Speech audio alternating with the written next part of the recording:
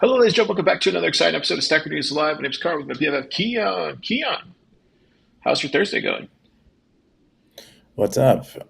It's going. It's a pretty usual Thursday. I'm still in California. It's hot here, but it's like hot, dry. And yeah, I wasn't planning on being in California this long. I think I've been away from Austin like longer than I've been in years Yeah, for this funeral. And yeah, my wife just wants to stay and remember her dad a little more. So we're yeah. just yeah, we're still here. I should be back soon, but that's kind of what's going on with me. And everyone knows I like hotels, so I've been staying in hotels Just like when random we aren't hotels staying or with what? family. Yeah, like this is the I think the sec yeah this is the second hotel I've been in since I've been here. Um, I just like it. I like thinking about how they try to make your life easier being somewhere new temporarily. I don't know why I like it, but but I do like it. It's a weird thing to like. But yeah, it's cool. I found a great coffee shop near my hotel, and yeah, just hanging out, trying not to. Also enjoying a different kind of stress that isn't work stress. It's more like life stress. It makes me actually miss work stress because I like that stress more. And they had a beautiful funeral on Monday. And it was really cool seeing a lot of family that I hadn't seen. Anyway, that's kind of what's up with me. How are you doing, Car? You're not at the office right now. No, no. Took the day off today to clean the house, do that kind of stuff, and yeah, just a lot of yeah. I was looking through some old photos. You know, when you like clean stuff and you start looking through old photos. I found one of my nephew. He's just like looking crazy, like in this Christmas photo. And I was like hanging them up like here in the hallway, and I never noticed it.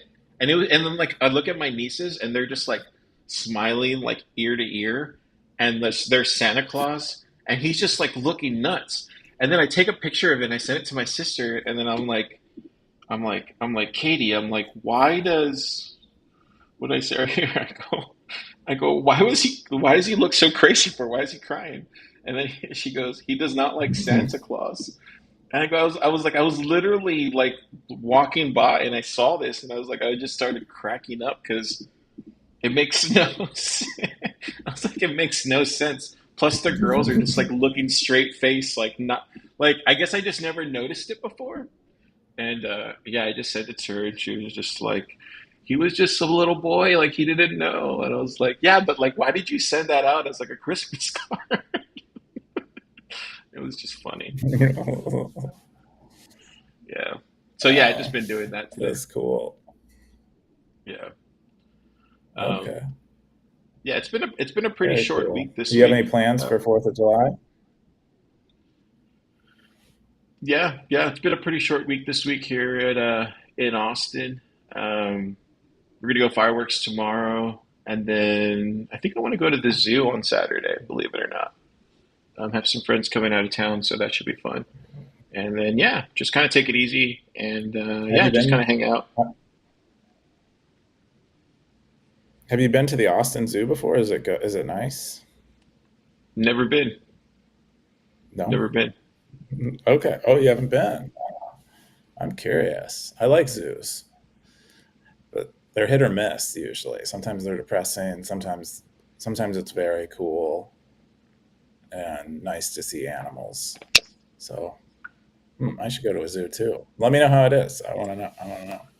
Yeah, I'll take some pictures and maybe I'll write a post on Stacker Days. Who knows? We'll see. Yeah, if you've never seen this Oh, crazy that'd be show great for before, Animal World. I think you'd love that. yeah, if you've never seen this crazy show before, it's called Stacker News Live. We cover the front page of Bitcoin. Check out our YouTube. Last week, believe it or not, the number one top story was Node Wars. Bitcoiners fighting with each other over what node to run or what version of what node to run. So check it out, hit subscribe, and yeah, keep up to date with all the posts on Stacker News. We're going to go ahead and jump into the top stories of the week here on Snacker News. We're grabbing all the stories from up until Thursday. Keon, do you know how we did that this week? Yeah, so we normally cover like Friday to Friday on the show, but because we're doing it on Thursday, we're covering Friday to Thursday um, instead.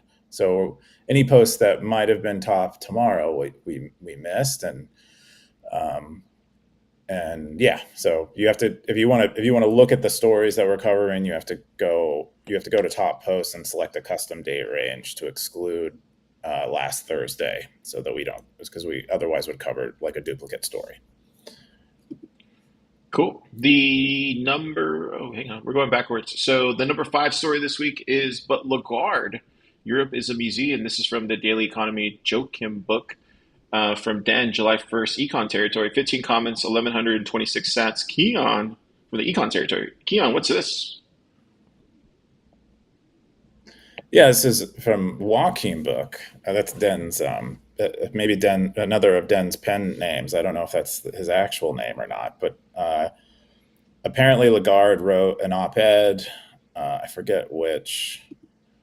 Uh, I think it was in the Financial Times, and basically Lagarde, who I think pretty sure runs like the Federal Reserve for the European Union, effectively, I think is what Lagarde does. If not, she's like the Treasury Secretary, but I'm pretty sure she runs, the European Central Bank, the equivalent of our Federal Reserve in Europe. And she writes this op-ed, and she argues that the dollar is losing, and maybe this is the euro's moment to become the global reserve currency.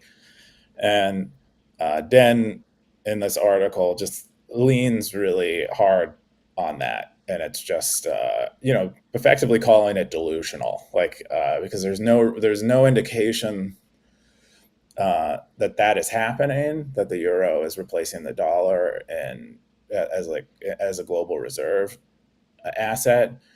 And there's also no reason to believe that would happen either.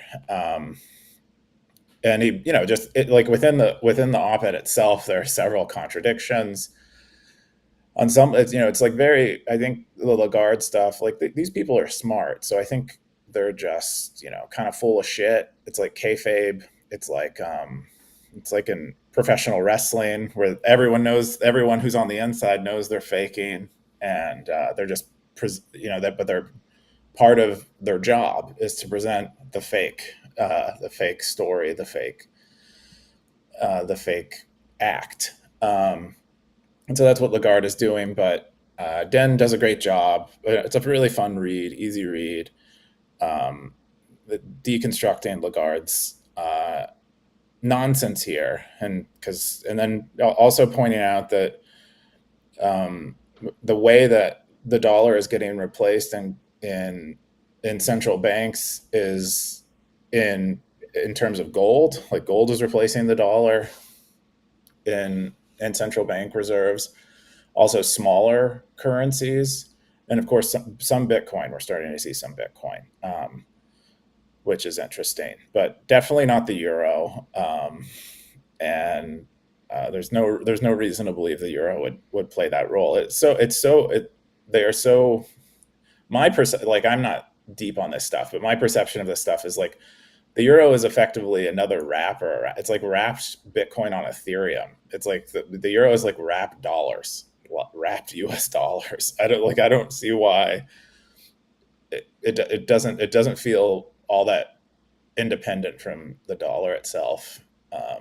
Anyway, I thought it was a fun article, and Den does a great job of presenting the stuff that in a way that someone like me, who's just kind of like, this is all nonsense, even finds entertaining. So yeah.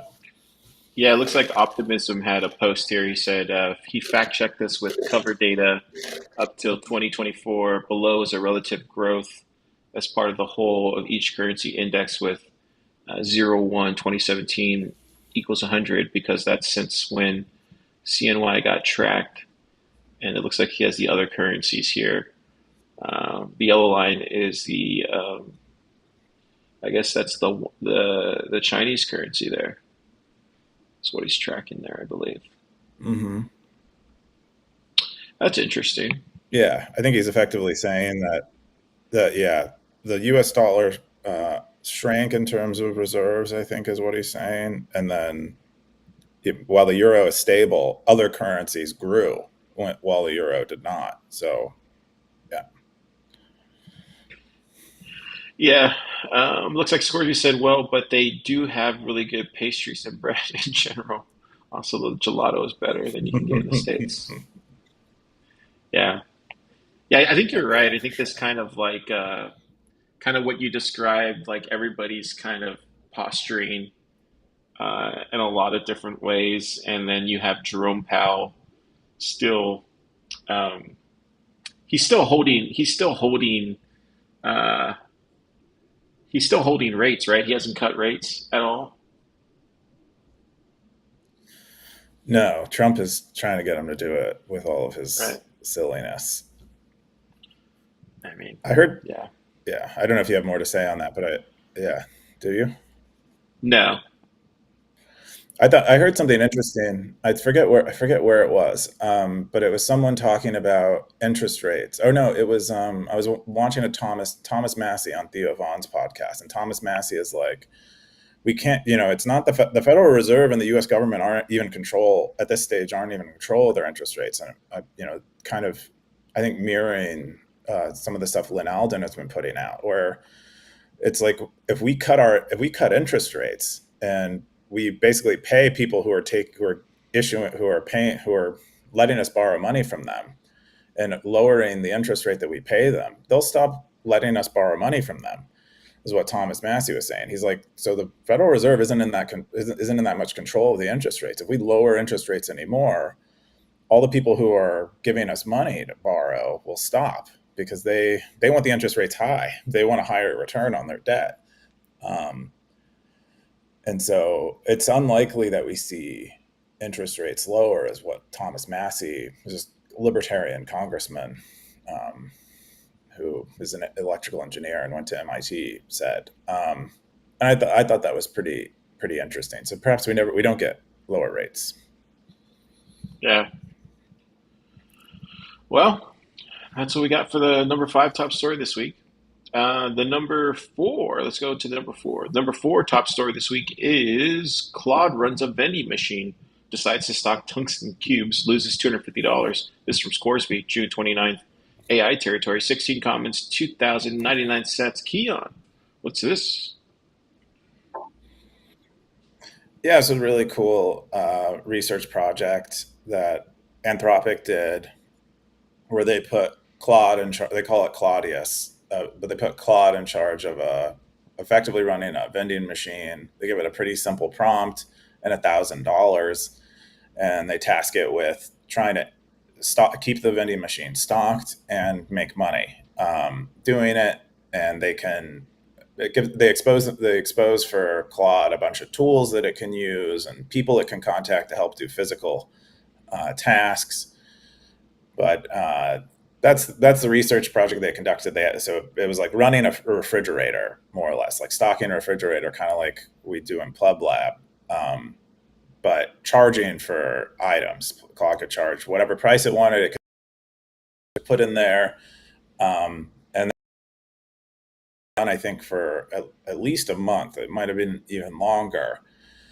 Uh, yeah, so this is this post that Scoresby shared is a write up of the results of that, and I would say we're definitely not to the point where this is feasible.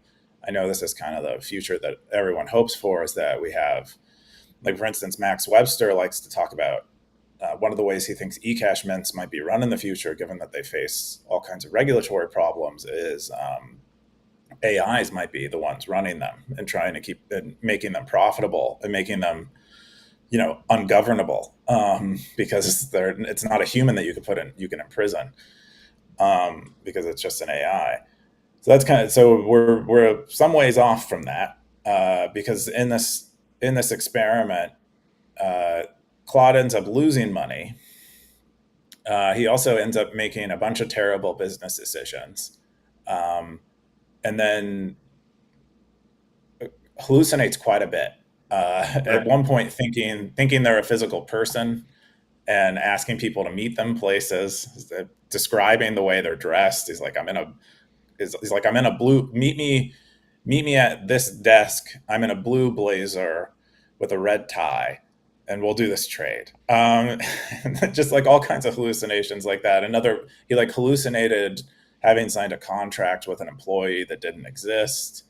Um, he ends up buying really obscure items. He ends up giving discounts that are like nonsensical.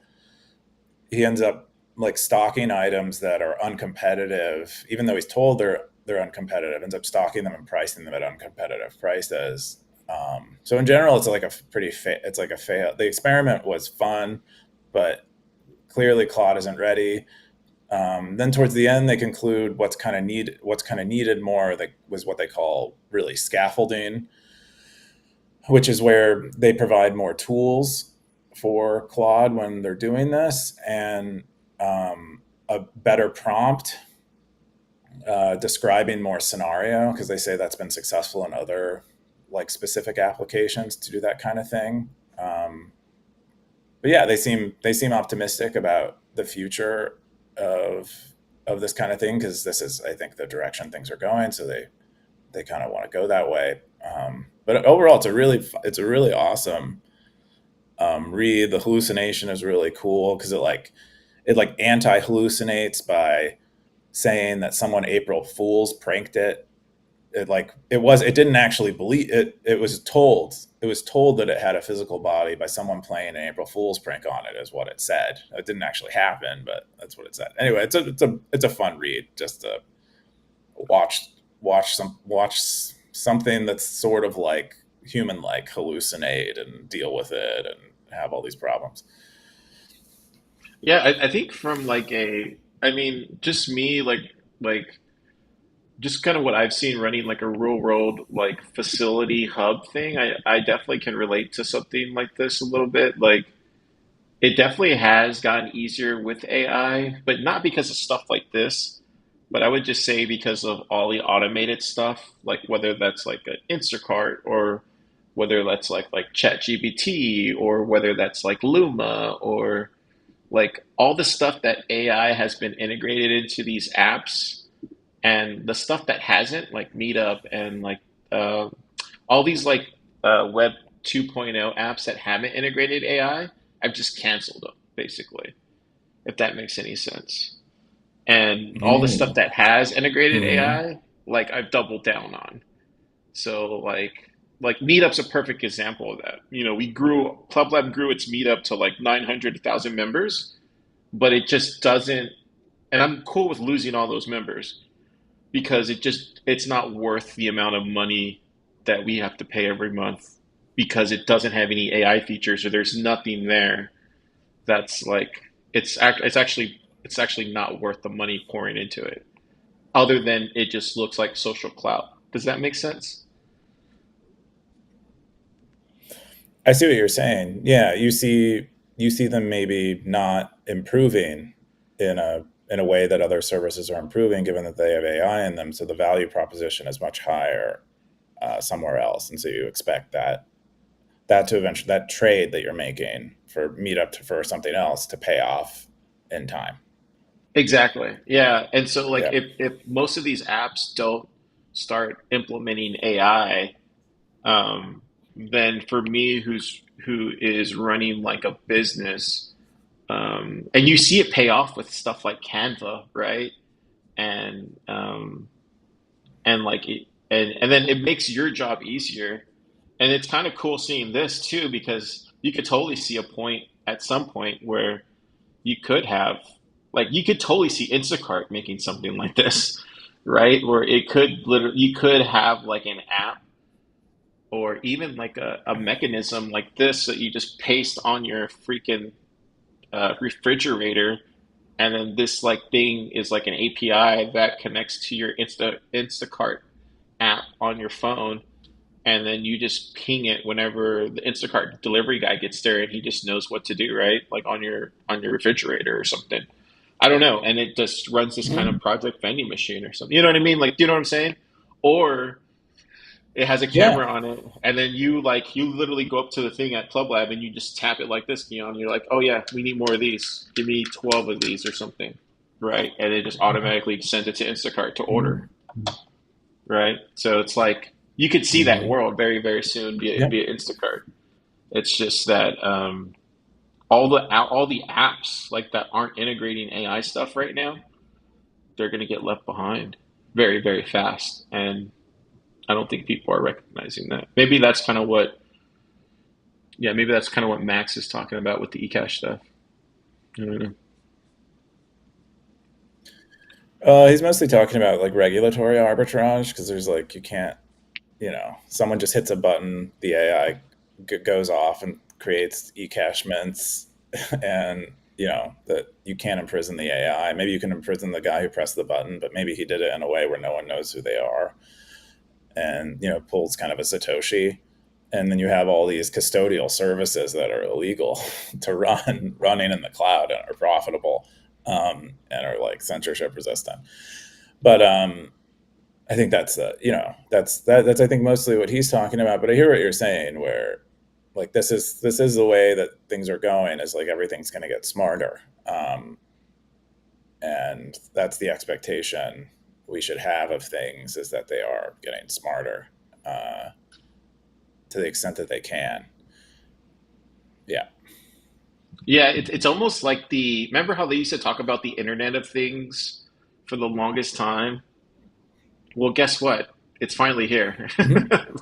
Like it actually showed up, and it's now, and there's no more Internet of Things. It's just called AI, and that's here. That's right now, and you can start doing that with like all these agents and APIs. It just got updated with a new trendy word called agents, but it's relatively called just the Internet of Things. It's what IoT was supposed to be. But you know, I don't know. That's just kind of my take on it. But it's really cool to Yeah. see this, though. Yeah. I think the IoT thing is that IoT maybe it kind of underperformed because I think it wasn't smart enough. And I think this changes that. I think this makes IoT work well, is kind of the idea. Like all the IoT stuff that I'm familiar with, like smart refrigerators and smart microwaves and smart ovens and smart thermostats. It's all very noisy. It actually makes things more complicated because they're not smart enough to fix themselves if they break or configure themselves. But perhaps that does all change now. Yeah, totally. I think it does. Yeah. Cool. The next top story is book review. Nobody wants your crap. This is June 30th books and articles territory from Siggy 47. 27 comments, 11,096 sats. Keon, what's this? Yeah, Siggy is recommending a book, um, called "Nobody Wants Your Shoot." I try not to curse, follow your lead. Um, but it's basically about helping your heirs, or people who are going to manage your estate after you die, by getting rid of a lot of your junk, that no one wants, especially things that are of pure sentimental value to you, um, and just making it easier. And this is very, like, topical for me, because I've been participating and watching people, deal with the death of a loved one, and kind of the unexpected death of a loved one, and all of the kind of stuff that they have to do, that they never expected to do.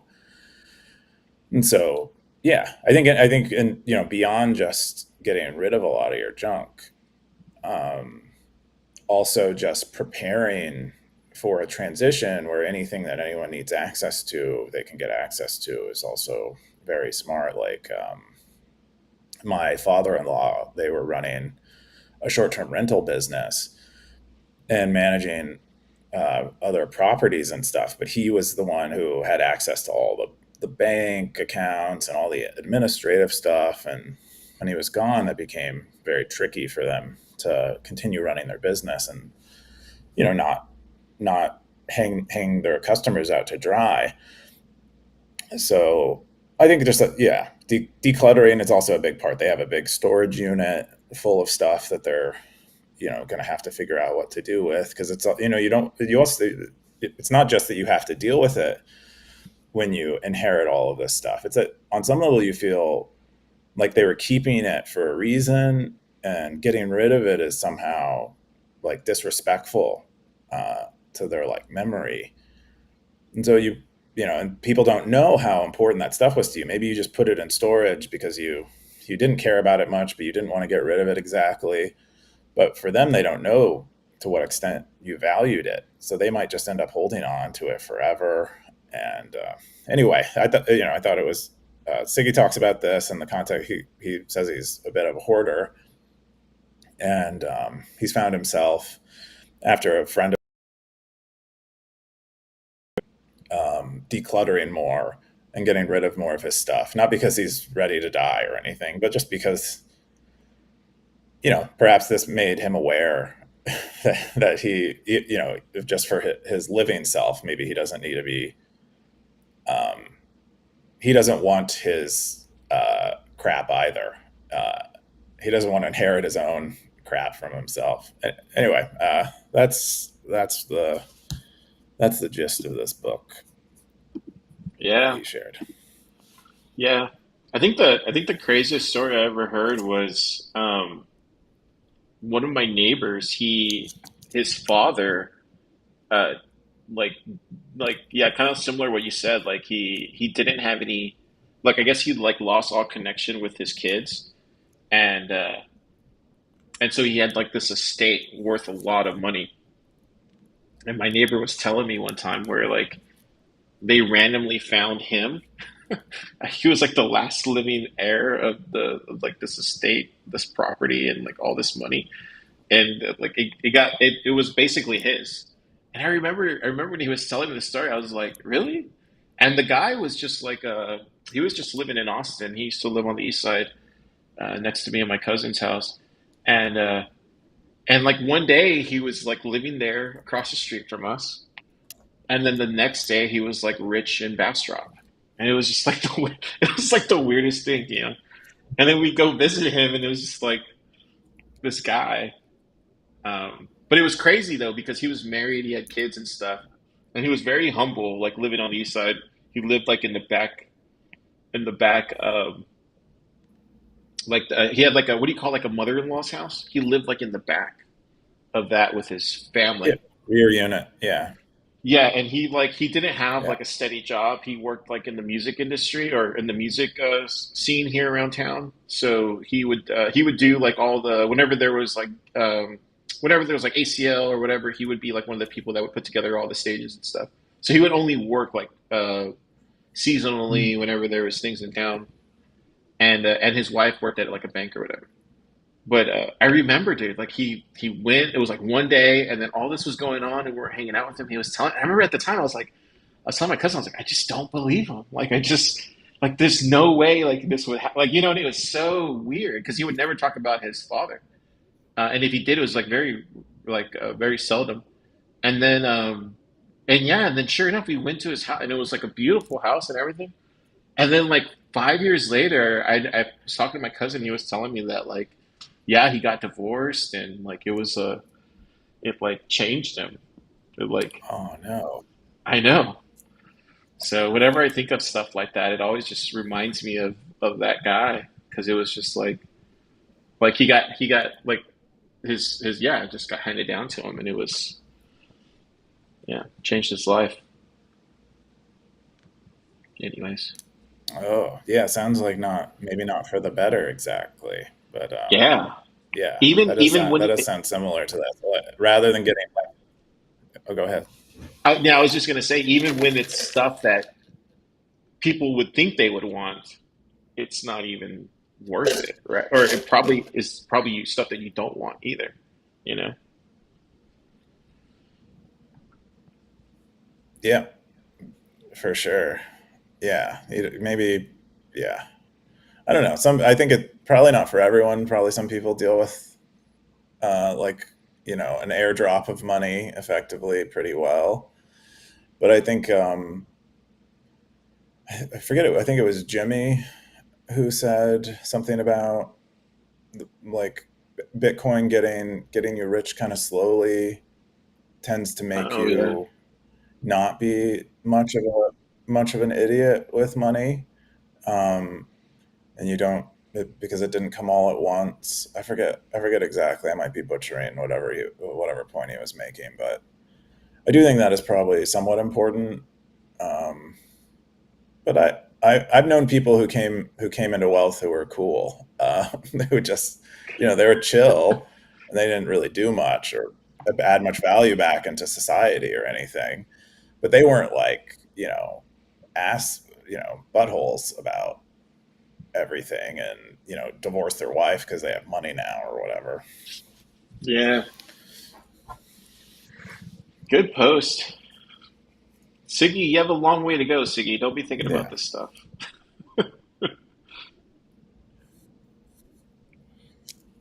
yeah, but no one you shouldn't be a hoarder. No one needs to be a hoarder. You'll feel better.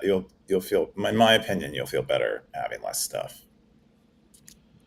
Yeah, totally. I definitely would say like once a year, like definitely throw away stuff for sure. Give away stuff. I'm a big fan of like giving things away. I'm a big fan of that. Like give as much away as you can, and then you'll get blessed with more things. I've noticed. Like the more you give away in your life, um, you just get blessed with more, more, more, more. I've just noticed in my life. So that's what I do.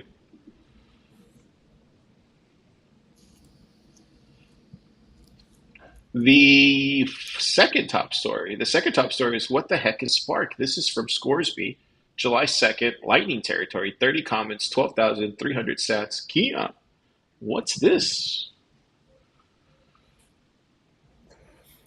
Yeah, so everyone's kind of talking about Spark. This This is was not Light Wallet of Spark, right? Satoshi is apparently using them to come back. This is Lightspark. So Light Spark and Spark are the same thing. Just real quick, just so I know the difference. Yeah. So Lightspark is a company headed up by David Marcus, who used to run I think, the Libra project at Facebook, and then got into Lightning stuff and started. So he started this company called Lightspark, and so they do Lightning things. Um, but they have a new product called Spark, which is a lot like, if anyone recalls, Mercury Layer from basically last cycle. It's a state chain implementation which allows people to share UTXOs. And so they came out with this to help uh, applications and application developers provide a different self custody, not really self custody model than they could get otherwise, but basically allows people to self custody or custody Bitcoin without all the regulatory issues. Um, so Spark is like a technology to help you implement a Lightning wallet without you having to run a node on your phone or in your app. Basically, that's the shorter description of it. Um, and that's what Wallet of Satoshi is using to come back to the United States. Is they're using what they're using Spark, which is a state chain, which is this technology that allows you to share UTXOs, but it has a variety of trade offs. And that's what the next story we'll talk about some, but also Scoresby covers in this post. He describes what Spark is. Um, he describes how it works, how it shares UTXOs, and he also describes the trust model and the trust assumptions in it, and effectively the main deficiency in a state chain is that you're trusting the operator of the state chain to delete uh, keys that would allow them to steal funds from you. Um, Main problem with state chains and why I think they never really caught on. Um, but Spark is continuing to move forward in this direction and hopes that it maybe gives people like Wallet of Satoshi the ability to continue to operate in the United States without having to KYC people. Um, and the one variation of Spark's chain, Spark state chain relative to Mercury layer is that Spark is using a federation of, I think, what they call coordinators, um, such that you really only one coordinator needs for you to be honest, or you only need one coordinator to be honest, um, to make it so that your funds don't get stolen, which is a slight improvement over the trust model of a single entity being the coordinator. But there's like a bunch of like things to note on this kind of stuff. And is anyone running the software they're saying they're running? Is it open source? Do we know they're deleting these keys? If the trust model relies on it, there's no way to prove that they deleted information. Um, anyway, but yeah, this is a product from Spark, Light Spark. One, and they have, at this point, several products, I think, given that they have quite a team and raise quite a bit of money. Yeah. So I guess I have a lot of questions. So yeah, I Yeah. guess the first question is around Spark, just real quick. So I'm at the Spark docs page. It's like docs.spark.money, and it shows their Spark SDK. So it looks like here they're talking about how how you can spin up your own version of Spark, has a flow from 0 to 1. You basically can create your own token. Basically, it looks like it's called a LRC 20, I think it's called. You can mint your own token. Is that what that means? I don't know if you see that on your side. Yeah. So there's two. Yeah. There's like the Bitcoin version of Spark where there's no token involved. It's actually you're sharing a Bitcoin UTXO. But in addition to that, Spark has a token. They layer on top of this for people that want it. This tokenization system, I think, probably for to allow for stable coins to be implemented like with the same trust assumptions. Um, so that appear like they're probably going to add like taproot assets that are sort of using this token, I imagine at some point, or maybe they're going to compete with Taproot assets. I don't know, but it's kind of confusing in the docs. But I believe the tokenization is a distinct product from the Bitcoin UTXO sharing state chain. Okay, yeah. So let me just keep asking more questions, just so I'm on the same page as everybody else. So it sounds like from what you're telling me, there's a separate launch your own token SDK, and then there's a separate wallet SDK. Is that correct? Yes. Okay. And then the second thing that I'm also want to know, so I just found out today, it sounds like so Wallet of Satoshi is releasing their own um they're coming back to the United States with their own Spark implementation Mm-hmm. of the wallet SDK or the token SDK. Wallet SDK. Oh, okay. So they're not launching like Sats token and you're just flipping Sats across your wallets. No. So it's an actual deployment of the wallet SDK of Spark. Mm-hmm. Now I'm on the same page. So I guess everybody's arguing because it's a state chain, and that's where everybody's upset about this because there's a trust model that everybody's not happy with compared to I guess Phoenix or something. Yep. Yeah. Basically, the when you use these different technologies, you're making there are trade-offs that you're making. And so just like how when like Breeze's nodeless liquid SDK, it has different trust assumptions relative to Phoenix, something that's only using Bitcoin, um, and like the main chain. And then similarly with the state chain, you have trade-offs. In the case of Liquid, you have this federation, and you have this wrapped Bitcoin stuff, and there's a bunch of complexity there. But there's a variety of trade-offs there. With the state chain, Spark's state chain, you're trusting them. You're trusting the coordinators to do something that you can't prove that they're doing. Is basically the problem. And so Yeah. while it may be that they don't have custody of your funds. They can steal from you with under certain conditions. Right. So it may not be. It's probably not correct to call it self custodial. And so Right. that's we always get in these debates about these terms, but people say that about Liquid too. You don't custody. The Right. federation has control of your funds. It's not self custody to have LBTC. Yeah. Yeah. Yeah. So it's just like it sounds like we're yeah. Okay, I get it. I'll tell you what though, the Wall of Satoshi, man, coming back to America. Um, there's a small part of Yeah. me that's like excited about Yeah. this. I'm not gonna lie. I don't know. I don't know, man.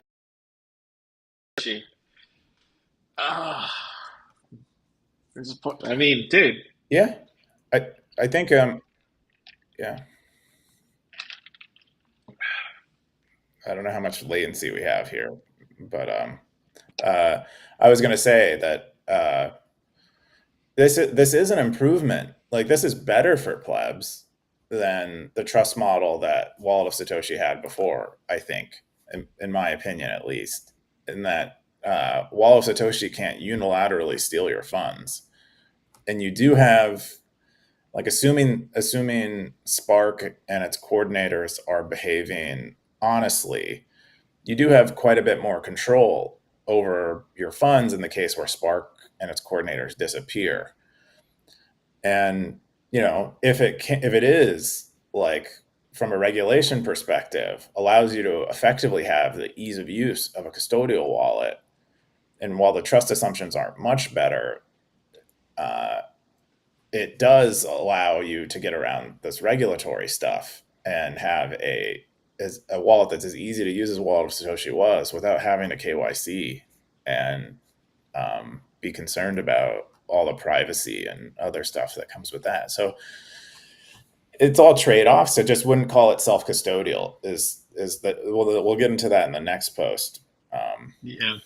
I mean, it's a great thing. I mean, because it's been what 2 years at this point since they've been gone, and it's like that Batman meme where it's like, do you think they're ever coming back? It's a beautiful thing, Hmm. man. It's a beautiful thing. I've been waiting for them to come back. I mean, these days, like it was always the go-to app that you would get normies to download. It was the go-to app. There was no, and then since they've been gone, there really hasn't been a go-to app that you could suggest. And then like, but when Wallace Satoshi was around, that was the one I would get a normal person download, and then I would sling them sats. That was always Wallace Satoshi. And I remember when I was using Lightning for the first time, I thought Wallet Satoshi was real Lightning. I did not know the difference between non-custodial and custodial, and most people, the most normal people, don't care. That's just the reality of the situation. And Wallet of Satoshi has is so easy to use. It's so damn sticky. Like it's just something about that app, like that people just don't understand. Like normal Bitcoiners like us, um, like yeah, we're gonna want to use Phoenix and all these other apps, Zeus and stuff. But like I remember when I first used Wallet Satoshi, it was like yeah, it's just something about that app. It's just so damn it like perfect. I don't know how else to describe it. It's just a great app, and normal people use it. I Yeah. remember showing it to my brother-in-law, and he loved it. He loved it. He was like, "Look." because it had the animation and everything, and yeah, they just, I mean, when you have a hit product, you have a hit product. There's no denying it, you know? Yep. Yeah. It is. I think the thing about Wallet of Satoshi is it's just dead simple.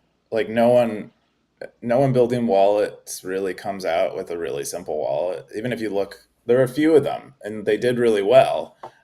Like Moon did really well, also a pretty simple wallet, although more complicated than Wallet of Satoshi. And then you have Phoenix, which is also kind of, I would say, kind of a power user product, pretty complicated. Not just from a perspective that it's using real Lightning, it's just from a UI perspective, it exposes like a lot of stuff. But Wallet of Satoshi is just like generate invoices, get them to be paid, pay invoices, and it has like two or three buttons on it. It's like Yeah, a and child could use it, it's a ridiculous and so that animation. so they really Yeah, yeah yeah yeah they figured it out. They really did. I think they did. No one really made a wallet that simple. And yeah, it was custodial and illegal, but but it did its job really well. So if they can bring that back with slightly better, you know, uh, with something that's legal and slightly better trust assumptions, although not a whole lot, not really much different. I think it'll be pretty awesome. yeah, I think so too. I think I mean, we'll be able to start getting normal, people again be like, hey, download a Lightning wallet, and be like, yeah, which one? Wallet of Satoshi. They'll download it, and then we can send them Sats. Nowadays, like you're like, yeah, download one, and then there's like, which one? Phoenix. Okay, download Phoenix. Okay, okay, well, let me send you. Wait, you got to do this. Oh, okay, wait, no, no, then download Zeus. Okay, wait, yeah, okay, wait, let me. How much should I send you? And like, it's just like the whole thing. So, and it's not a fault to anyone that Hmm. builds those products. That's not what I'm saying. It's just there's a learning curve to those products that Wallet of Satoshi didn't have, and that's just the unfortunate truth. So those we Yeah, just need really dead simple wallets for normies. Cool. Let's jump one hundred into. percent. And so this is, I think, a move, yeah, Yeah, go ahead. Yeah, I'm move in sorry. that direction. I was just going to say this is definitely a move in that direction where normal people can have easy to use wallets. It's not the change maybe that we ideally would have, but it's better than better than the alternative, which is everyone's KYCing into exchange wallets or whatever. Yeah, the number one story of the week is no, the new Wallet of Satoshi is not self-custodial. So maybe we talked too much on the last topic. This is from Blue Matt, Bitcoin Territory, July 1st, 21 comments, 10K boost, 2,881 sets. Keon, what's Matt talking about this week? Yeah, I think he's just disagreeing with the way that people are describing the new wallet of Satoshi, um, or what wallet of Satoshi is planning to do, which we just spent a lot of time talking about, which is it's not exactly self custodial. Um, it is less custodial in certain ways that allow you to not have to KYC to use it, but it's if Spark can rob you, or Wallet of Satoshi can rob you, uh, I think that is not. It would be incorrect to call it self custody. So it's something else. It's not exact. It's maybe not exactly custodial. It's not exactly self custody. It's somewhere in between. Justin Shocknet has been calling it trustodial, um, which I Trust think Audio. is probably probably the best term that I've heard for this, where you are trusting them to not rob you, because they have the ability to, uh, in certain situations. But it is not. They don't have total unilateral control over the funds, assuming they're doing what they're saying, and assuming they're doing what they're saying, they can't rob you. Um, so it's it's way more complicated than self custody or not. I don't think the plebs probably won't care. I think they care. Can I get a wallet of Satoshi UX without KYCing? And that's the result that we'll see. Yeah.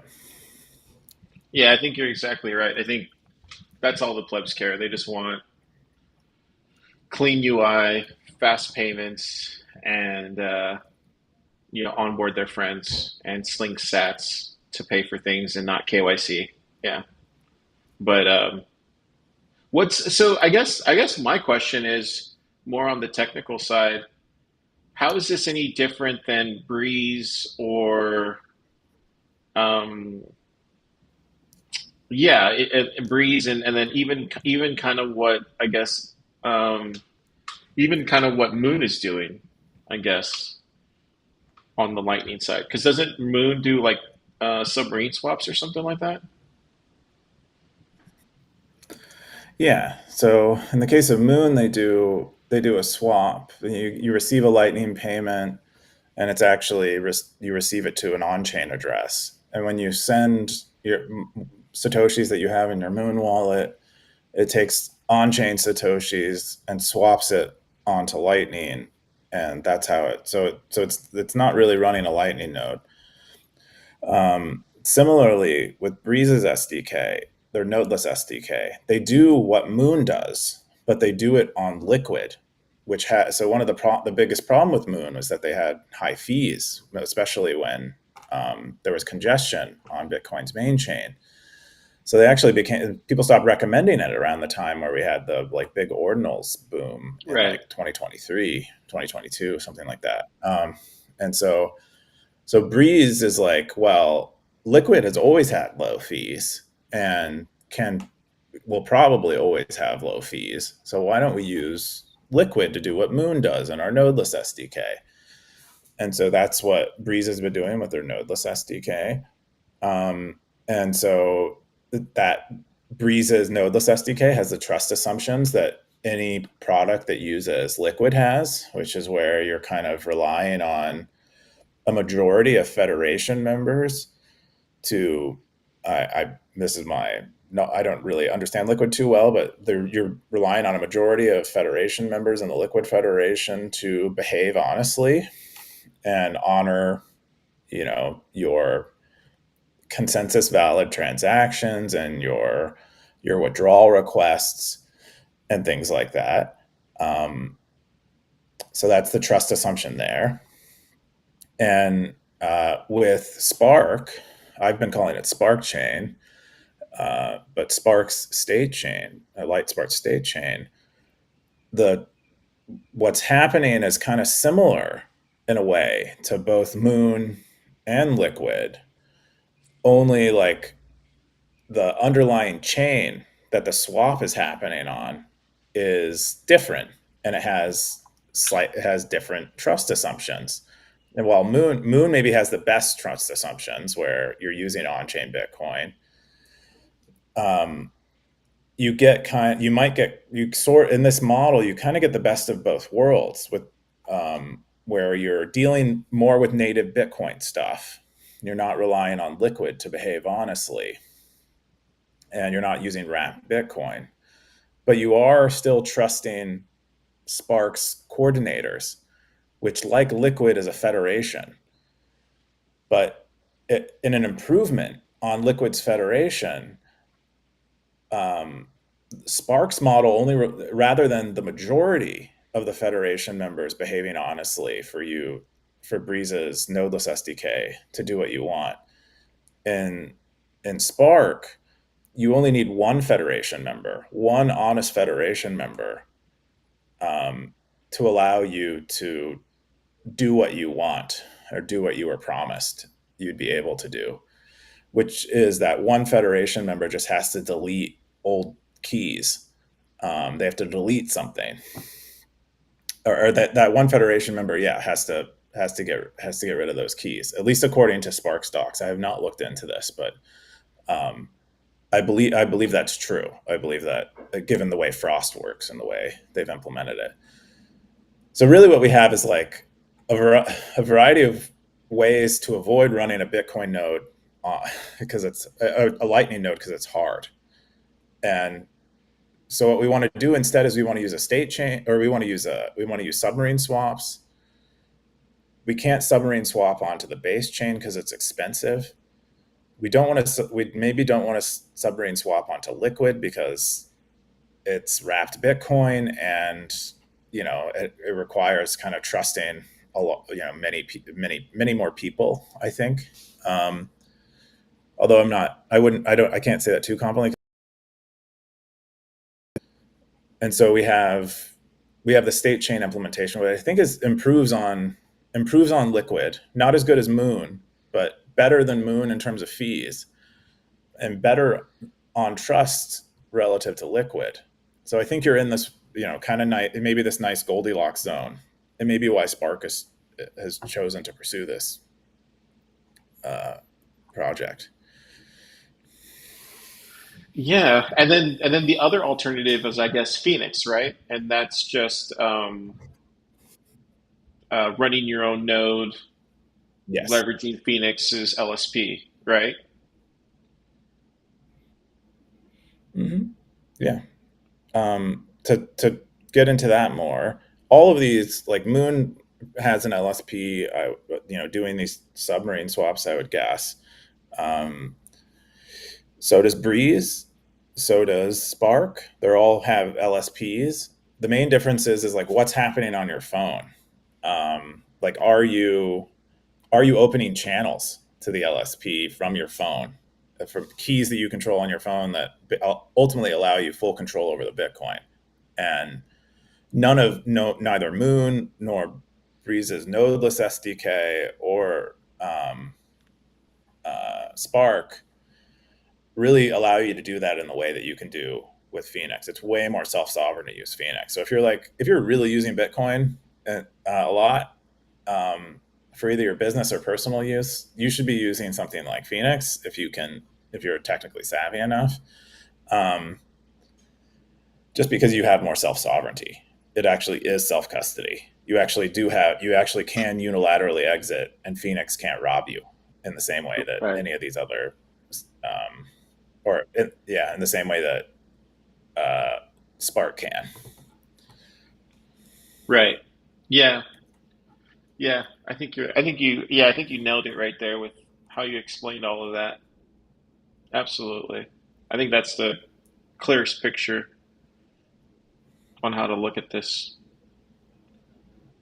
So I don't know if you saw the frost thing that got released this week with the signers. Did you see that? Oh, yeah, I forget what that's Frost Snap. Yeah, Frost Snap. Yeah, I saw that. So I was talking to Nick in the lab this week, and he had a really interesting take on potentially using those as remote signers at some point in the future, specifically around Lightning nodes and stuff like that. Um, do you have any thoughts on that, Keon, or is that something that's so far out?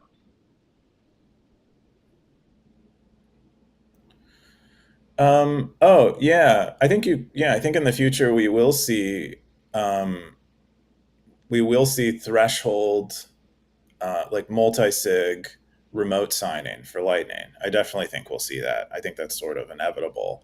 I mean, an LSP like Phoenix, like Async, they have, I think, like $100 million or something. I don't know. I don't actually know, but they have a lot of money on their LSP, and they've described in blog posts how they manage it. But they do it with remote signing. You know, a multi sig, because you just still don't want one remote signer to be able to spend $100 million to make that decision. You kind of want a federation of team members within Phoenix, um, to make the call, so that no person is going to rob everyone. I think we'll get there eventually. I don't know how it relates to FrostSnap. I think FrostSnap is mostly trying to do, like, make Bitcoin multi-sig a little easier. But Could you see it yeah, even for I running could see your them. own node For even running your own node, though, could you see something that you would use a remote signer if it gets too big? Yeah.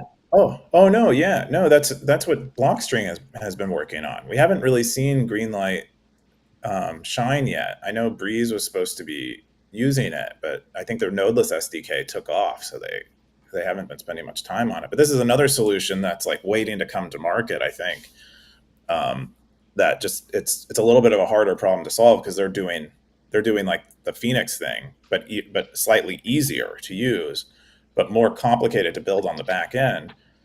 But similarly, it actually gives you self custody where you have the keys on your device, and but the node is running. Somewhat, Blockstream is taking care of the node running part, and the liquidity management and stuff like that. So I think that'll come, and then eventually, yeah, we could get multi-sig remote signing for people running their own nodes, especially if they have a lot of money on them. You want multi-sig like you want multi-sig for your self custody if you have a lot of money for security reasons. Yeah, that's really fascinating to see kind of the Lightning space evolve in a way. Um, yeah, it's really fascinating. I feel like this week, especially, just seeing the FrostNap stuff, having those conversations at the lab around what that means, and then for the future of Lightning, and then seeing the Spark rollout while Satoshi rollout, and then seeing kind of Matt's thoughts um, on all this stuff, and then hearing your take on it. Yeah, it's just really fascinating this week around Lightning and the future of it. Yeah, it's maturing finally.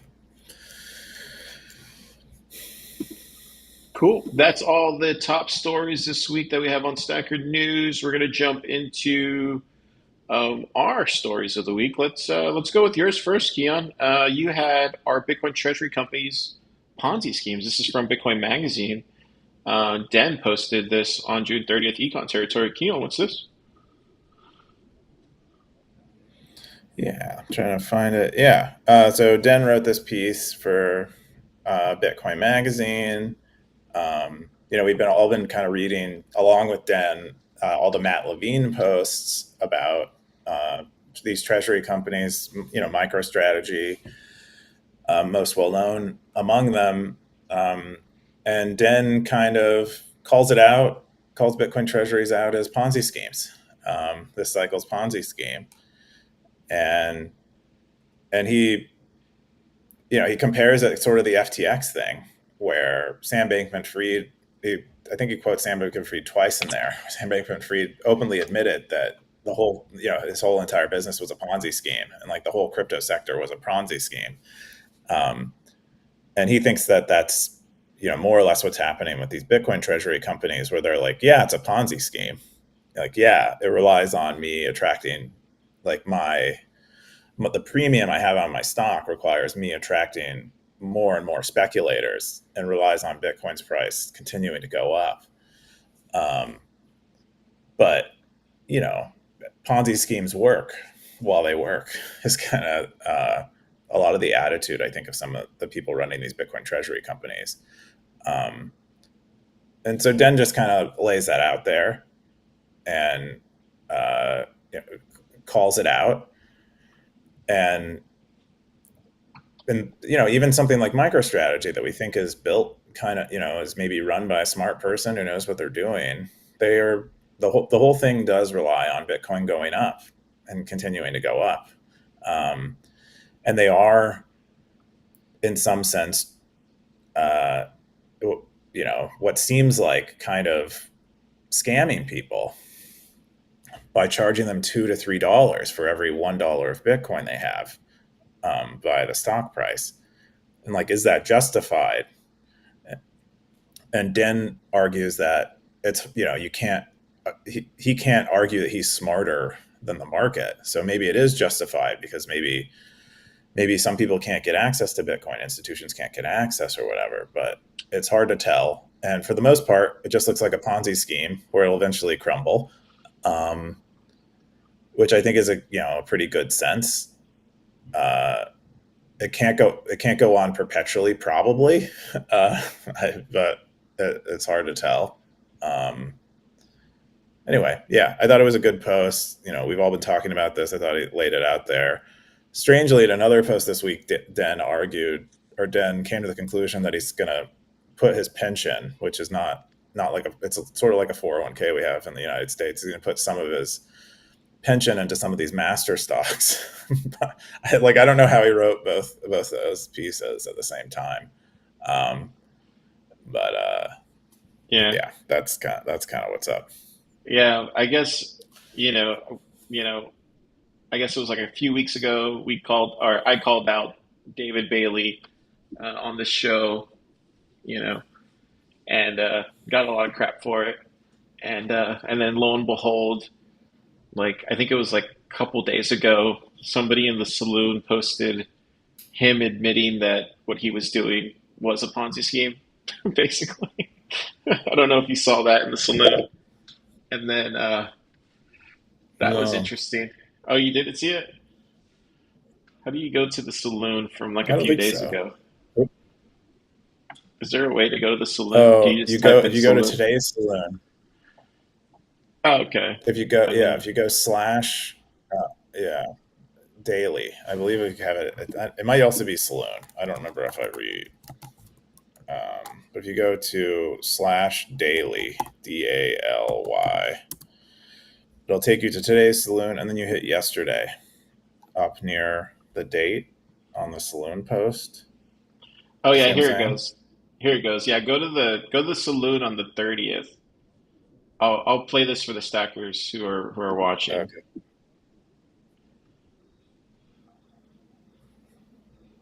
All right. I'm here.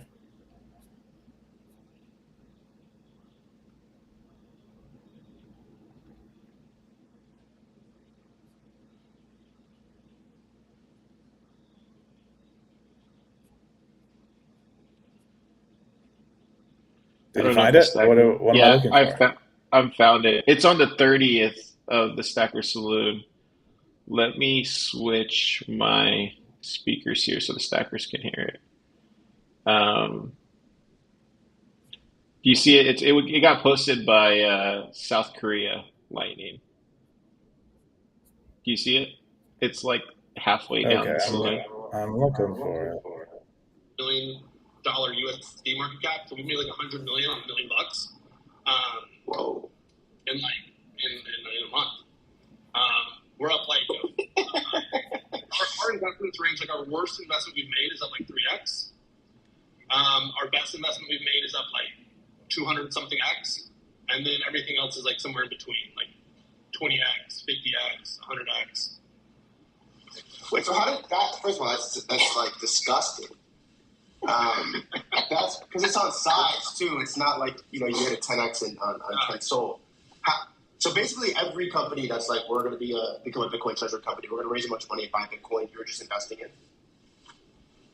Yeah, and we're helping structure, and we're bringing in our partners. Like it's kind of like early days ICOs where you have like a posse of people you bring into the token. Like we have a posse of people that we're bringing into the treasury companies, and like we have the best practices like nailed down on how to do it because we've done like 10 of these now. We've done like 12 of these, and like we have I don't remember how many we have in the pipeline. They're like coming to market soon, like 6, 7 more. But our goal is to do one of these in every capital market on the planet. So Saudi Arabia, UAE, Turkey, South Africa, Germany, France, UK, Netherlands, Brazil, Thailand. We'll announce Thailand tomorrow. Taiwan, South Korea, Hong Kong, Singapore, Vietnam, Malaysia, Indonesia. Jesus, dude. Bro's just reading out the map. I know he's got a fucking globe next to him. You're gonna make like $1 billion on this. Yeah, no, we're gonna make more than that. Yeah, we're gonna make a lot more than that. Yeah, that's why I was. Let me switch over the thing here real quick so I can. Now, can you say? I can't. The audio changed a bit. Can you hear me now? I can hear you. Yeah. Oh, okay, cool. Yeah, so that got posted on the saloon like I don't know, maybe like 3 days ago or on Monday, and it was funny because like I called them out like 3 weeks ago, and then and it was funny because we were in the lab, and then the guys were like, "Oh, did you see what happened?" And I was like, "Yeah, I told you." It's, I mean, it's just amazing to me that there's other people in the space who have been a lot longer, who have been in Bitcoin a lot longer than me, not calling him out. And that's the most surprising thing of it all is like people that I respect in the Bitcoin space not calling that guy out. And that's the most sad thing about this whole situation. It's just a lot of people that I respect not calling that guy out. And I don't know, but I'm kind of over this whole thing, to be honest. Like I'm just done talking about this. It kind of just reminds me of like just how far away this space has gotten this year from what Bitcoin's really about. And I think for me, I'm just going to continue to do what I do, and that's just focus on Bitcoin stuff. And those people who want to focus on this kind of stuff, they're going to do that. And then there's the people in the middle who are, you know, so that's kind of how I feel about it. You got any thoughts? Um, no, not really. I mean, it is just. I think Den said it best. I think most of these things are effectively Ponzi's. I don't really know. I don't care too much. I find them kind of boring. I also find them kind of inevitable. You know, I find them not, it's not what I would like to see in Bitcoin. Those are kind of my general thoughts. Especially, I think what's weird is like I think Saylor kind of started doing it, and like genuinely started doing it, and wasn't a scammer. Um, and I think a lot of these follow-ons though are do seem pretty much like they're just like scamming on that kind of momentum. I don't know why I think that, but that's kind of the way I feel about it. Is and maybe Staler even has turned into a scammer too. I don't know. I don't think about this stuff very deeply or anything, but yeah. Yeah, I think the way I see the Sailor thing is a little bit different, just because like Sailor was going through a 2020 kind of COVID crisis with his company. I think he was just outside of the Fortune 500, and he wasn't able to, um, really, and I think, I mean, for his company, he was trying to do something with it. He really didn't have a lot of bullets in his chamber, so it was either like close up shop, let the company kind of die out because of COVID, or try something crazy. And he tried something crazy with Bitcoin. So I think Saylor was just kind of, he just did what was best for his company. Um, I think when you look at others who have followed Saylor, um, those are more just opportunists, and they kind of use Bitcoin as a cloak, the humanitarian side, the Bitcoin is freedom side. I'm doing this for humanity. I'm doing this for my generation. I'm doing this. I mean, you pick whatever you want as the kind of name tag that they say they're doing it for, but in reality, it's just pure capitalism. I would even call it a Ponzi scheme, Keon. It's just capitalism, um, and it's pure. It's it's greed. There's nothing wrong with that. It's America. You can do that. But I would say, people are taking notice. People like myself are watching, and you know. So I would just say that in the long run, you know, people will remember, and it's just the history books will it'll just get noted, and people will just say, hey, there was these group of guys during that time that that decided to do this, and it was kind of frowned upon, and they got massively wealthy, and they were successful doing it, and that's just kind of how it played out. Or, which I think a lot of stackers are saying that there was a time where these people decided to do this, and they got arrested by the DOJ or the SEC because they found some racketeering or some kind of boiler room type of shit going on behind the scenes, and they went to jail. So it's either going to play out one or two ways, and we won't know until it plays out.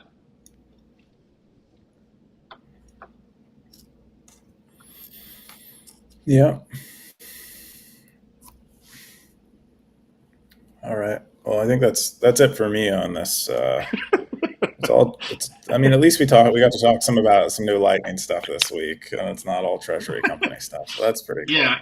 I'm kind of through talking about it. People keep asking my opinion on it, but I really don't think they want to hear my opinion on it because I come on too strong on it. So I don't know why they keep asking me. Um, yeah. Well, they probably do want you to come on too strong about it. Yeah, like yesterday I was hanging out with a friend of ours and he was like, "So what do you really think about that?" And I was like, "Do you really want to know or you just want to, um, you know?" The next stops Yeah. the next story of mine is the week in AI. This is from Optimism. So he's been posting like this every week since he spun up the AI territory, and I think this is fascinating. Mhm. So he's grabbing every story from the AI territory, Keon, and he's like, or not from the AI territory, from the AI territory and from SN's entire site wide, and he's posting it in here. It's really cool, dude. I haven't even gone through the whole thing yet, but it's freaking awesome. Like I don't know if you can use this for your Saturday newsletter, but like I think for anybody who's like me who's trying to keep up with AI, and or anybody who's doing an AI meetup or uh, yeah, I would just like look at this treasure trove of cool AI stuff on Stacker News. It's pretty freaking awesome. Yeah. Yeah, I think optimism is a real. I think is thinking really deeply about AI and also using it a lot. They're running their own LLMs locally. They're using LLMs in a self sovereign way, in a privacy preserving way, in a trustless way. So I think they're a great person to follow for insights on this stuff. They're not pessimistic, they're not optimistic, they're kind of both at the same time. So yeah, definitely check out their stuff on AI. Yeah. Looking forward to reading more of these. The next one I wanted to share was the where was it at? Was the We did a BitX workshop this past weekend. Um, yeah, it was really cool. So I took a lot of inspiration from the Nakamoto Institute, Satoshi Nakamoto Institute, and really did my best to try to talk about proof of work in the beginning of the workshop.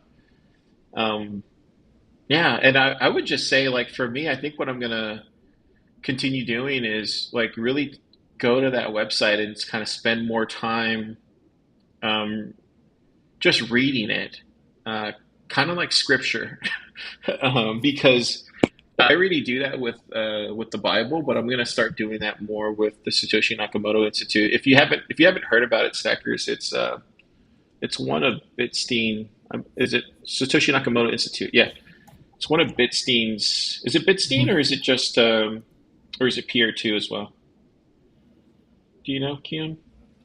I think it's primarily Michael Bitstein, who runs the Nakamoto Institute. I think Pierre contributed to it early on, but I think Michael Goldstein is the main person now.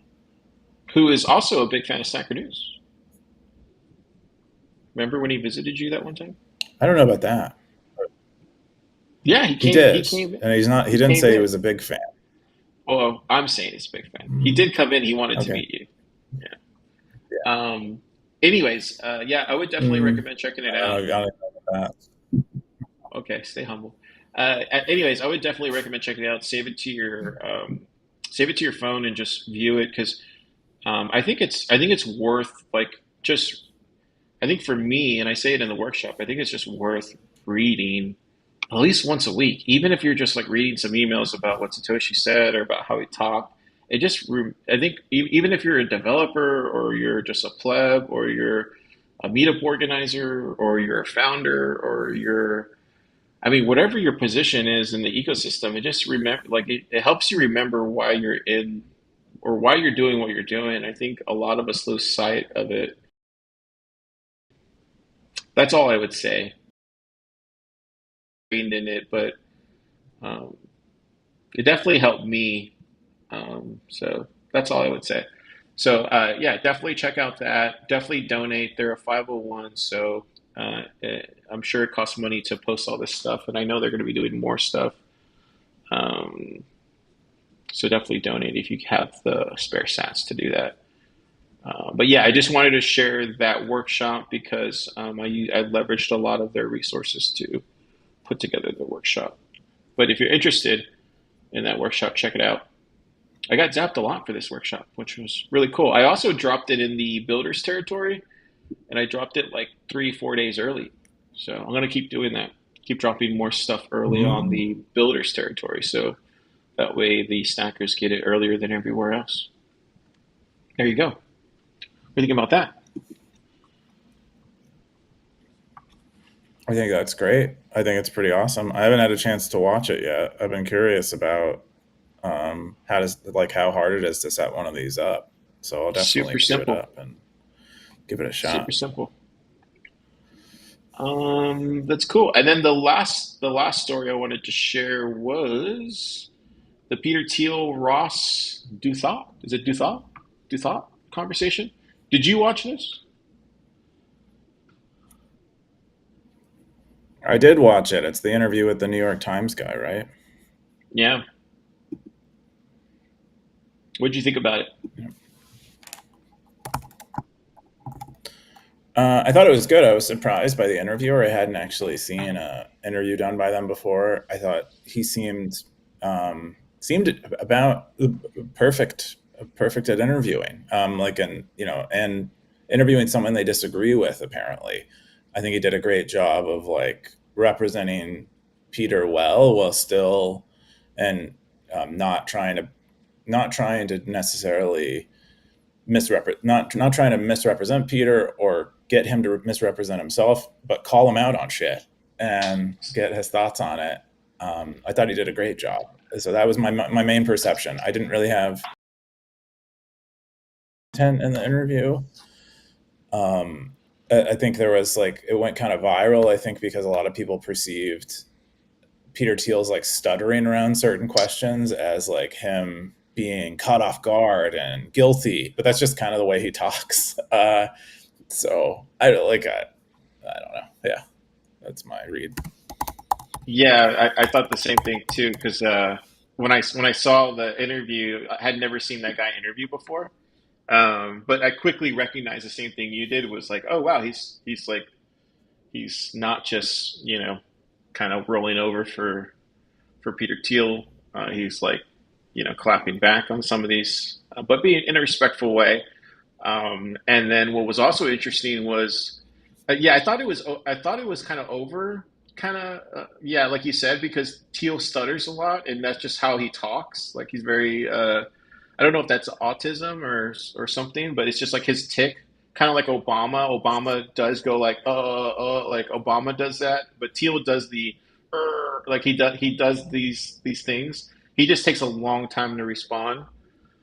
We all have those little things in how we speak, right? Um, so I did think that was really interesting. The Antichrist thing, I think, was the other thing that got went viral. That people thought that he like was a Freudian slip or something. I didn't take it that way. I definitely thought. I thought what was more interesting was the, at least from what my take was more of the Christianity as being optional. That was more my kind of take, was from Teal kind of showing his hand a little bit about that, but I don't know if that is how he feels about it. Kind of maybe I interviewer interview interviewer got out of him, but I thought the whole Antichrist thing was not too too crazy. It was just crazy that I think the more crazier thing was that he wanted to talk about that. He wanted to talk about that because no one ever wants to talk about that. That's just nuts. But like I thought that was kind of also kind of very Peter Thiel to want to talk about that, which was insane. But I like crazy shit like that. Anyways, Yeah, I was gonna say, if you're into the Antichrist stuff, I highly recommend, or Peter Thiel's thoughts on the Antichrist and what the Antichrist might be, in the context of modern life. He did a 2-part interview with the Heritage Foundation, out of Stanford. It's on YouTube. I shared it on Stacker News. I think maybe like a year ago, maybe 6 months ago. I don't know, but talks a lot. He talks in depth about the apocalypse and the Antichrist. That's basically the two. It's like 2 hours worth of Peter Thiel's thoughts on that. So I highly recommend that if that's kind of what Yeah. people No, are no. getting from this I interview think I got with his. Peter Thiel I this think I morning. got his gist. I think I got his gist of the Antichrist, which was basically like childhood's end, which is we just kind of become this. Everything's easy. We just kind of roll over and die. It's a very Uber Eats gets delivered to us, we get picked up. I mean, it's already kind of happening. Things get like it's a very sloth kind of way of living. Everything gets healed. All diseases are cured. Um, we have robot girlfriends. Like you know, it's like childhood zen. It's like everything gets fixed. You don't have to worry about food any. Like there's no like housing's fixed. It's just everything's resolved. No one starves. There's no hurt. Like it's just yeah, it's like childhood's end, and then and that's the Antichrist. That was his take of who the Antichrist is, which I thought was like, oh wow, that's kind of cool. I never thought of it like that. I think he has he I think he puts forward like several theories as to what the Antichrist is. I hadn't heard that one from him, so that one's new, and I probably missed that part of like I wasn't paying attention very closely during that part of the interview. But the one with the Heritage Foundation that he did is he proposed two potential antichrists, and one of them is I think like sort of the technological version that you're talking about, where things get really advanced and that leads to bad things in some way. And in that case, he was talking about AI and super intelligent AI and what that means and nuclear technology, that kind of stuff. Yeah, He said, but then there's like this other side is like maybe if you want to prevent that antichrist from rising, the technology antichrist from rising, then you need maybe an authoritarian world government to stop that from happening, and then that's the antichrist. And so that was kind of the way he framed it, but I missed the part where like how he described it in this interview. it's kind of interesting. I posted this other post this week with let me see if I can find it. Well, I won't find it, but I posted this other article this week with it was like the last letter that Arthur C. Clarke wrote to C.S. Lewis. I posted in the alternative territory, I think, and because they were pen pals, and it was about good and evil and stuff like this, and it's kind of what you're saying about like Peter Thiel, and I think maybe Peter Thiel's. I have to go watch that Stanford thing. I'll check it out. But it kind of I guess what Peter Thiel's saying, like in order to prevent what the childhood's ending is, you need an authoritarian regime so rebels can rally against it. Like you need the good and bad side. You need the good and evil side, always perpetuating through time. You need like the Star Wars type of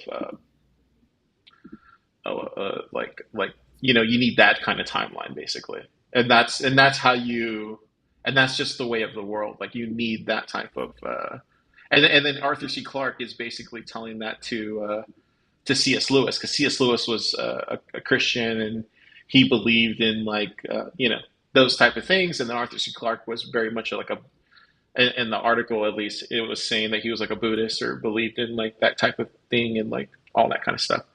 But basically, like I guess what you're saying is Peter Thiel saying that you need both. You need good and evil. You need both sides for humans to develop. I guess I don't know. Hmm.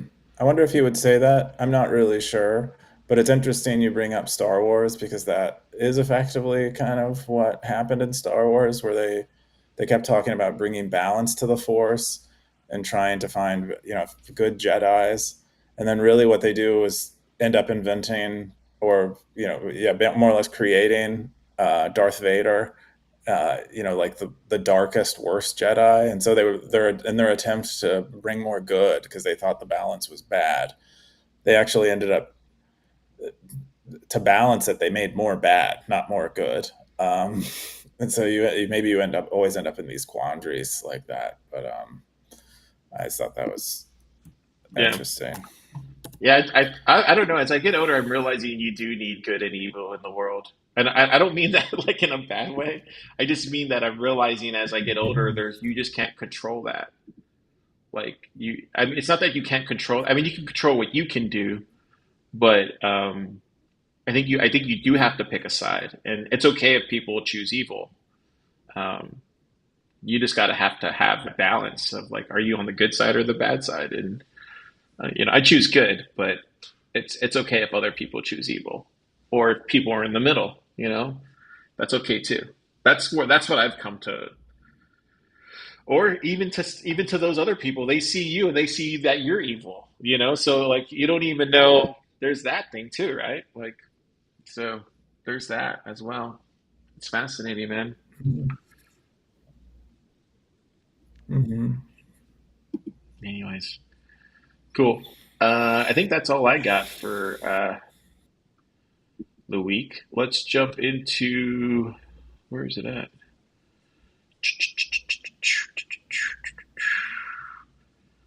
Fountain Boost. Oh yeah, no. Before we go to that, let's go into the top stackers of the week.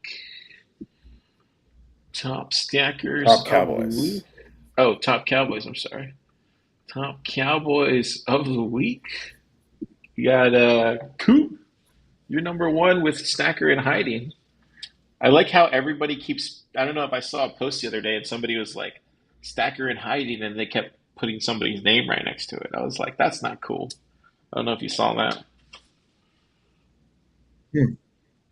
No, I meant you broke up a bit there. What were you saying? I said earlier this week I saw a post and it said Stacker in hiding, and then they put somebody's name right there, and I was like, oh, that's not cool. Oh, yeah. Uh, yeah, people do that. I don't know. You can't control people. They're choosing the bad car. They're choosing the dark side of the force. You gotta let them choose that. It looks like not much has changed in the rankings this week.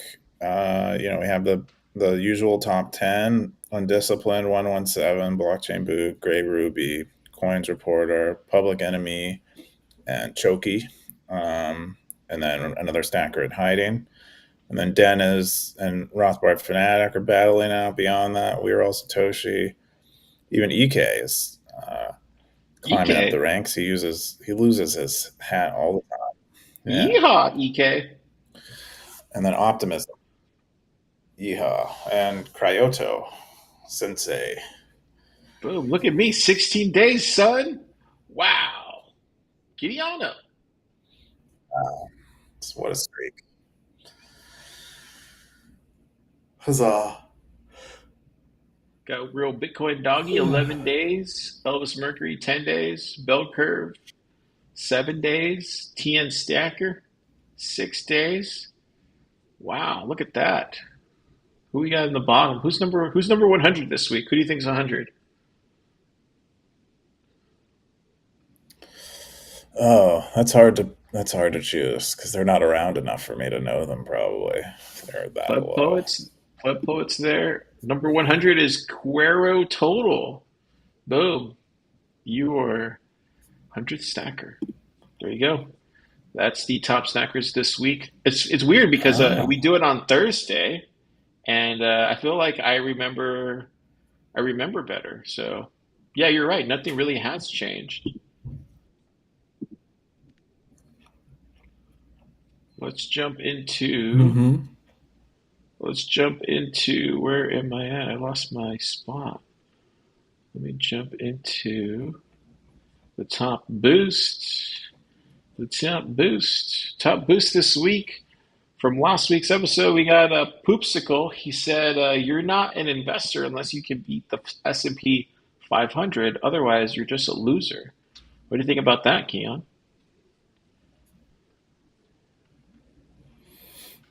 Um, you're not. Wait, can you repeat that for me? I think I missed it. Poopsicle said, "You're not an investor unless you can beat the S&P 500. Otherwise, you're just a loser." Oh, you're not an investor if you can't beat the S&P 500. You're a loser. Um, okay. I don't know. Yeah, I don't really have thoughts on that. I also just don't. I don't know. Yeah, the definition of investor. I don't know if I agree with it. I don't know if being an investor requires you get a certain return, but I don't know. Yeah, that's my thoughts on it. Yeah, cool. Thanks for the boost, Poopsicle. If you guys want a boost, us on Fountain, say a comment. We'll read it live on the show. Um, I don't know. After I said that, I regrettably thought about what I said. Cool. Keon, what are you doing this weekend? Um, I don't know exactly. Probably I'm probably going to be back in Austin soon, and maybe I'll watch the fireworks. Maybe I won't. Maybe I think I'll just probably just trying to get back to life a bit since I've been out of it. So that's what I guess. How about you? So you said you're coming back to Austin soon. Are you have you gotten your California dreaming out of the way? Is that what you're saying? Yeah, for the most part, I think. I mean, I didn't really have California dreaming. It's more like California death, dying management, help, funerals. That's kind of what's been going on. Yeah, but it is nice here. I missed a lot of the types of like trees and stuff that they have here, and certain kinds of weather and the different kinds of birds. But yeah, well, I'll be back to good old Austin, Texas. I missed my routine, so Yeah, I was gonna say, yeah, it's weird, like since you've left, like I would say like the first week, I definitely missed you for sure. Like definitely you could feel your that you were gone. And then this week, and then I would say even like Thursday. Like I would say Thursday, from Thursday last week till this week, kind of got used to you being gone. in a, in a lot of ways. I don't mean that in a jerk way. I'm just saying like it's weird how because we got new people came into Plub Lab, so we got two new people that came in. So but it's weird how like people can adjust to people leaving. Um, but also I've been enjoying your couch, so that's another awesome thing that I've been relishing in. yeah, we'll have to talk about that because I don't really understand why I pay office rent, and then when I'm gone, people effectively lease it for free. Especially you. I don't. No, I'm just kidding. That's all right. But at the same time, what the f, dude?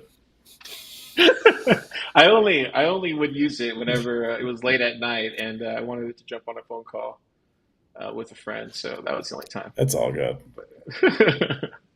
But what was I going to say? Yeah, I definitely miss you though. It's going to be fun getting you back. I know the guys have missed you. Uh, Pleb Poet's completely lost. She's like, "Is Keon here? Is he back yet?" So it's going to be good to have Mm, you back. I miss everyone, so it'll be great. It'll be great to be back, and I'm so often there. I'm not even used to missing having to miss anyone except when they go away. So it's a nice change. That makes the heart grow fonder, is what they say. So Yeah, yeah, it'll be good. yeah, It'll be good to get you back in the lab. It'll be a full lab too when you get back. You'll see some new faces. You'll be like, "What? Who are these people?" There'll be some new people that you could that's you'll easily get some new quirks. Yeah. Yeah, it's interesting conversations these days in the Mm, lab. Yeah, so it'll be cool. that's All right. exciting. Oh yeah, what am I doing this weekend? Yeah, this weekend fireworks tomorrow, maybe the zoo on Saturday, and then church on Sunday for sure. Yeah, Full weekend. Wow. yeah, should be fun. Stackers, you go out there, have some fun with your family, have some fun, write about it on Stacker News, and yeah, hang out. What is that? What does that Matt say? Live life, love, live, laugh, love, or something like that. It's like a funny Matt. Do that. Keon.